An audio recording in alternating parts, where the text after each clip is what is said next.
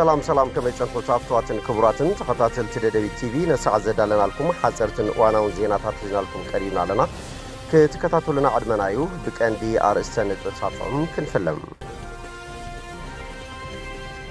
بزبي حدقا زبطحا هلتان تمزابالي تابز حاشي كونتات انا كم تركب تقليتهم አሞንጎ ህዝቢ አገው ከምውን ኣብ ትግራይ መዳው ትኻብታት ምክባር ሰላም መሰረት ዝገበረ ርክባሓት ህዝብታት ክጠናኸር ብትኹረትና ሰርሐ ከም ዘሎም ትካል ሰላም ወርልድ ቪዥን ኢትዮጵያ ጨንፈር ትግራይ ገሊጾም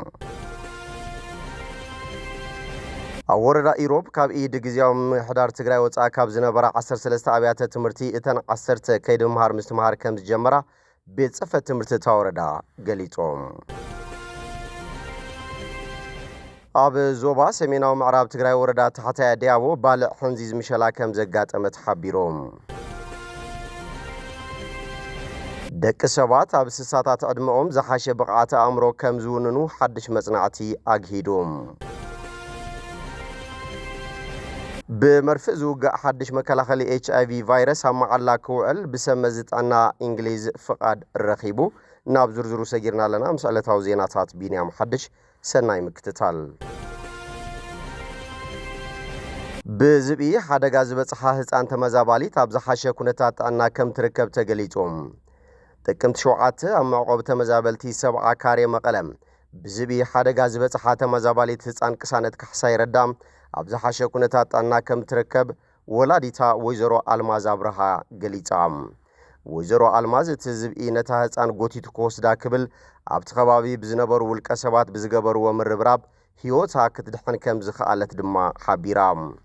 ኣብ ከባቢ እግራ ሓደጋ ከም ዘብጽሓላ ዝገለጻ ወይዘሮ አልማዝ ንመሐከም ዝኸውን ገንዘብ ከም ዘይብለን እውን ገሊጸን ተመዛበልቲ ንዓመታት ኣብ ከቢድ ስቃይ ከም ዝርከቡ ዝገለጻ ወይዘሮ አልማዝ እዚ ስቃይ ንኸብቅዕ ብቁልጡፍ ናብ መንበሪና ክንምለስ ዝምልከቶም ኣካላት ክሰርሑ ከም ዝግባእ ድማ ለቦ ኣቅሪበን አሞንጎ ህዝቢ አገው ከምውን ኣብ ትግራይ መዳውት ከባብታት ምክብባር ሰላም መሰረት ዝገበረ ርክባሓት ህዝብታት ክጠናኸር ብትኹረትና ስራሕ ከም ዘሎ ትካል ሰላም ወርልድ ቪዥን ኢትዮጵያ ጨንፈር ትግራይ ገሊጾም እዚ ዝተሓበረ ብትካል ህንጸት ሰላም ወርልድ ቪዥን ኢትዮጵያ ጨንፈር ትግራይን ቤት ጽሕፈት ሰላም ጸጥታን ወረዳ ሳምረ ብሓባር ብምዃን ኣብ ዝተዳለወ መድረኽ ዋዕላ ሰላም እዮም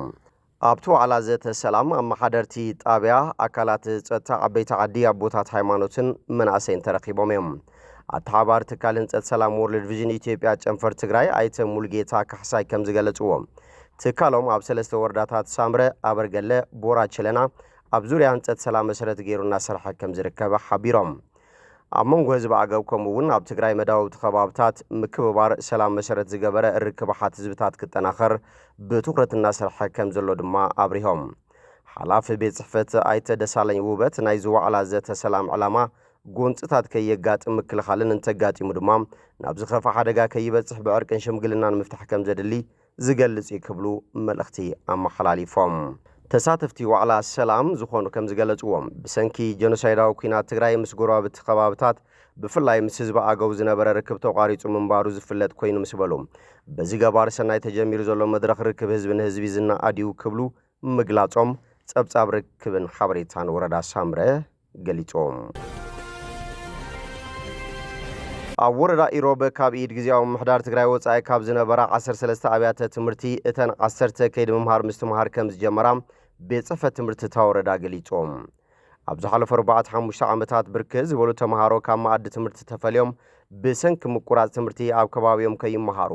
ዝተፈላለዩ ጸገማት የጋጥሞም ከም ዝነበረ ዝሓበሩ ሓላፊ ቤት ጽሕፈት ትምህርቲ ወረዳ ኢሮብ መምህር ብርሃነ ግርማዮም ግዚያው መንግስቲ ካብ ዘመሓደረን ወፃኢ ዝነበረ 13 ኣብያተ ትምህርቲ ኣብ ዘበነ ትምህርቲ 2018 ዓመተ ምህረት ህዝብን ህዝቢ ብዝተገበረ ርክብ ስዒቡ እተን 10 ከይድ ምምሃር ምስትምሃር ከም ዝጀመራ ገሊጾም እተን 3 ኣብያተ ትምህርቲ ድማ ኣብ ቀረባ ንኽጅመራ ምድላዋት ከም ዝወገና ወሲኾም ሓቢሮም ብተወሳኺ ዋላ ትምህርቲ እንተተጀመረ ንምምሃር ምስትምሃር ዝኸውን መጽሓፍቲ ጸሊም ሰሌዳ መቐመጢ ተምሃሮ ኮምፒውተር ወዘተ ዛጊድ ብዘይምምልኡ ተምሃሮ ኣብ ቁርን ፀሓይን ኮይኖም ይመሃሩ ከም ዘለዉ እዮም ገሊጾም ከም ጸብጻብ ሓበሬታን ርክብን እታ ወረዳ ኣብ ዞባ ሰሜናዊ ምዕራብ ትግራይ ወረዳ ታሕታይ ዲያቦ ባልዕ ሕንዚዝ መሸላ ከም ዘጋጠመት ሓቢሮም ሓላፊ ቤት ጽሕፈት ዘፈር ቁጠባ ወረዳ ተሓትያ ዲያቦ ኣይተ የማነ ብርሃነ ከም ዝገለጽዎም ካብ ዓንዲ ዝራእትታ ወረዳ ሓደ ዝኾነ መሸላ ለምዘበን ኣብ ዝሓሸ ብርኪ ዕቤት ዝርከብ እኳ እንተኾነ ኣብ 5 ጣብያታት እታ ወረዳ ዘጋጠመ ባልዕ ሕንዚዝ መሸላ ግና ዓብዪ ስግኣት ከም ዝኾኖም ገሊጾም እቲ ኣብ ጣብያታት ባድመ ገምሃሎ ኣደመይቲ ሸምበሊናን ማይ ኩሕልን ኣብ ልዕሊ 414 ሄክታር መሬት ዘጋጠመ ባልዕ ሕንዚዝ መሸላ ዛጊት ኣብ ልዕሊ ዝራእቲ 500 ጉድኣት ከም ዘብጽሐ ተፈሊጡሎም ነቲ ባልዕ ንምውጋድ ብባህላውን ብኬሚካል ዝተሰነየ ሰፊሕ ወፍሪ ምክልኻል ይግበር እኳ እንተሃለወ ዘጋጠመ ከቢድ ሕፅረት ነዳዲ ዓብዪ መሓልኻ ኮይዱ ከም ዘሎ ኣይተ የማነ ገሊጾም ኣተሓባሪ ዘፈር ሕርሻ ዞባ ሰሜናዊ ምዕራብ ትግራይ ኣይተ ክብሮም ብስራት እቲ ባልዕ ካብ ዝተረኣየሉ እዋን ጀሚሩ ብብርኪ ዞባ ሓደ ኮሚቴ ተጣይሹ ኣብተን ጣብያታት ዳህሳስ ከም ዘካየደን ኣብ ልዕሊ ዝራእቲ ምሸላ ጉድኣት ምብጽሑን ከም ዘረጋገጹ ረዲኦም ሕንዚዝ ምሸላ ብፍላይ ኣብ ብርኪ ጸባ ንዝርከብ መሸላ ብምምጻይ ከቢድ ጉድኣት ናይ ምብጻሕ ተኽእሎ ዘለዎ ሓደገኛ ባልዕ ምዃኑ ዝሓበሩ ኣይተ ክብሮም ነቲ ዘጋጠመ ባልዕ ንምክልኻል ዝተጀመረ ጻዕሪ ተጠናኺሩ ክቕጽል ከም ዝግባእ ተዛሪቦም ዘጋጠመ ሕፅረት ነዳዲ ኣብ ዝፍትሐሉ ዛዕባ ምስ ምልከቶም ኣካላት ዘተ ከም ዝካየድ እውን እቶም ኣተሓባሪ ወሲኾም ገሊጾም ደቂ ሰባት ኣብ ስሳታት ዕድመኦም ዝሓሸ ብቕዓተ ኣእምሮ ከም ዝውንኑ ሓድሽ መጽናዕቲ ኣረጋጊጹ ኣብ ጋዜጣ ኒውዮርክ ፖስትን መጽሔት ምርምር ኢንተለጀንስን ዝወጽእ ሓድሽ መጽናዕቲ ሓንጎል ደቂ ሰባት ኣብ ስሳታት ዕድመ ዝሓሸ ብልሒ ከም ዝህልዎ ኣረጋጊጹ እቲ ብተመራመርቲ ዩኒቨርሲቲ ምዕራብ ኣውስትራልያ ዝተኻየደ መጽናዕቲ ሰባት ካብ 55 ክሳብ 60 ዘሎ ዕክለ ዕድሜኦም ብሱላትን ወሃብቲ ርትዓዊ ውሳነን ከም ዝኾኑ ይገልጽ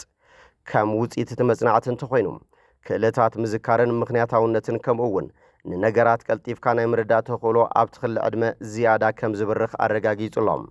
ሰባት ናብ 65 ዕድሜኦም እንትጽጉዑ ልዑል ኣስተብህሎት ከም ዝህልዎም ዘመላኸተ እቲ ውጽኢት ምርምር ኣብ መበል 75 ዓመቶም ድማ ጭንቀት ናይ ምቁጽጻርን ምርግጋዕን ፍሉይ ብቕዓት የጥርዩ ይብል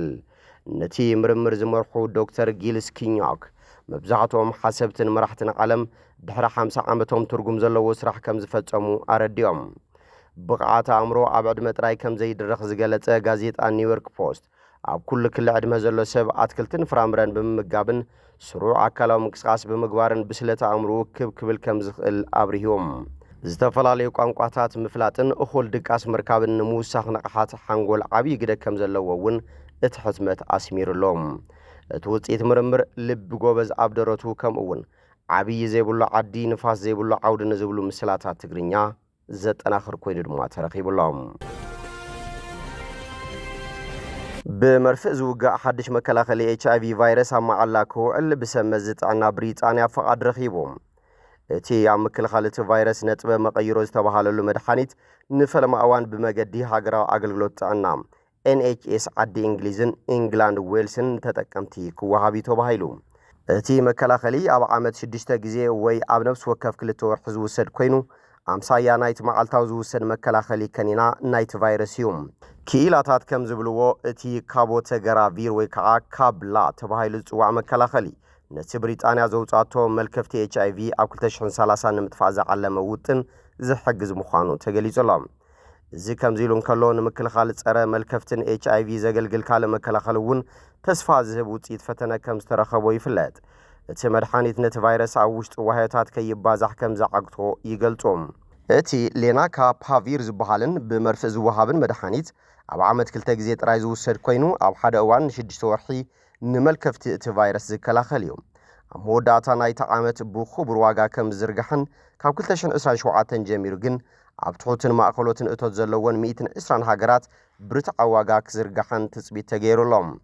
ላዕለዋይ ሚኒስትር ጸሓፊ ክፍሊ ጥዕናን ማሕበራዊ ክንክንን ብሪጣንያ ዎስ ስትሪንግ ከም ዝበሎም እዚ ነጥበ መቐይሮ ዝኾነ መድሓኒት ህይወት ብዙሓት ዘድሕን ክብል ገሊጾም